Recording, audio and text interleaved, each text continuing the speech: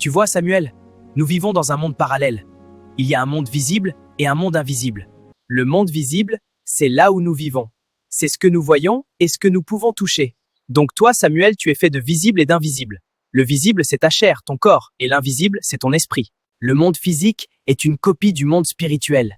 Tout ce que nous avons dans le monde physique, nous l'avons dans le monde spirituel. Les voitures, les immeubles, les écoles et tout ce que tu peux voir ici. Mais comment je fais si je veux aller là-bas? On y va en esprit. Il y a deux moyens. Soit tu utilises le chemin de Dieu qui est le Saint-Esprit, soit tu utilises le mauvais chemin qui est celui des esprits malins. Le chemin de Dieu, c'est à travers la prière au nom de Jésus-Christ. Et le mauvais chemin, c'est les marabouts et toutes les pratiques qui n'invoquent pas Jésus-Christ. Dans le monde invisible, il y a deux royaumes. Le royaume de Dieu et le royaume de Satan. Mais Dieu est souverain au-dessus de tout. Même s'il y a deux royaumes, c'est lui qui a le dernier mot. Rien ne se passe sans qu'il le permette. Et qu'est-ce qu'il y a dans les deux royaumes? Le royaume de Dieu, c'est là où on trouve les gens qui obéissent à Dieu. C'est le royaume de la lumière. Les gens sont humbles, polis, en joie, en paix, il y a l'amour, tout ce qui est bien. Par contre, le royaume des ténèbres, c'est tout ce qui est mal. La haine, les mensonges, la jalousie, les bagarres. On ne se bat pas dans le royaume de Dieu? Non, on ne se bat pas. Il n'y a que des hommes de paix là-bas. Des gens qui s'aiment et se respectent. Il y a Dieu le Père, assis sur son trône, et Jésus, notre Seigneur et Sauveur, assis à sa droite. Il y a les anges, archanges, principautés, puissances, chérubins, séraphins. Les anges et les archanges sont des messagers de Dieu. Plus tu obéis à Dieu, plus tu t'approches du trône, et Dieu peut te faire confiance en te confiant de grandes missions. Ma mère Abigaël est un ange que Dieu a envoyé pour une grande mission. Waouh! Mais elle fait quoi sur la terre alors?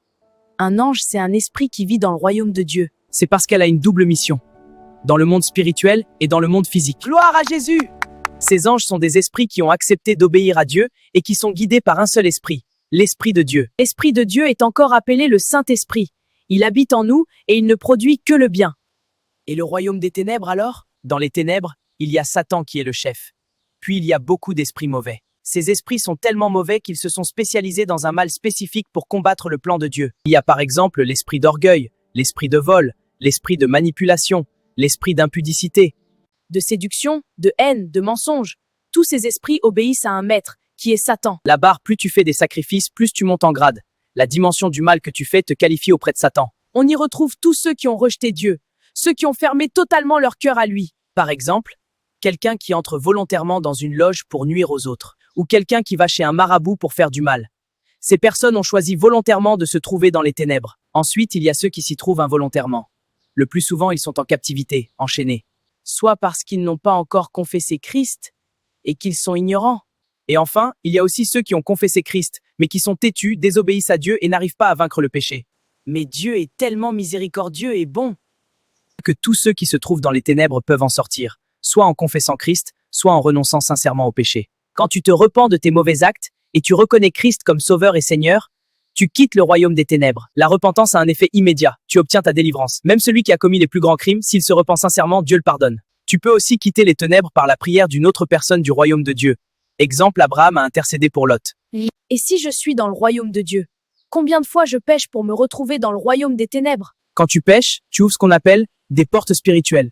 Elles s'ouvrent progressivement. Elles ne s'ouvrent pas d'un coup. Plus tu continues de pécher, tu laisses entrer l'ennemi et tu te retrouves finalement dans leur royaume. Mais il y a des exceptions. Ma mère, par exemple, ses portes sont toujours fermées par la grâce de Dieu.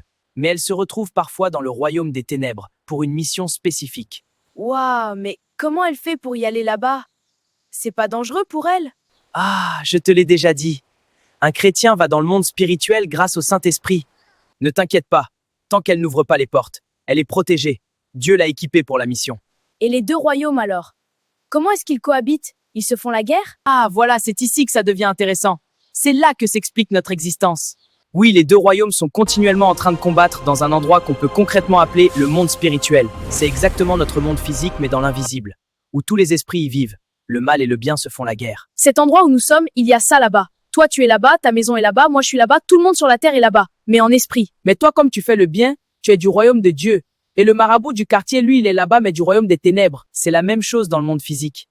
On est tous mélangés, mais chacun sait à quel royaume il appartient. Ta mère, dans le monde spirituel, elle est allée dans le royaume des ténèbres. Et comme tout ce qui est spirituel et physique, C'est où les ténèbres sur la terre? Bonne question. Voir les ténèbres comme un endroit dédié à Satan ou comme un endroit où c'est Satan qui règne et domine.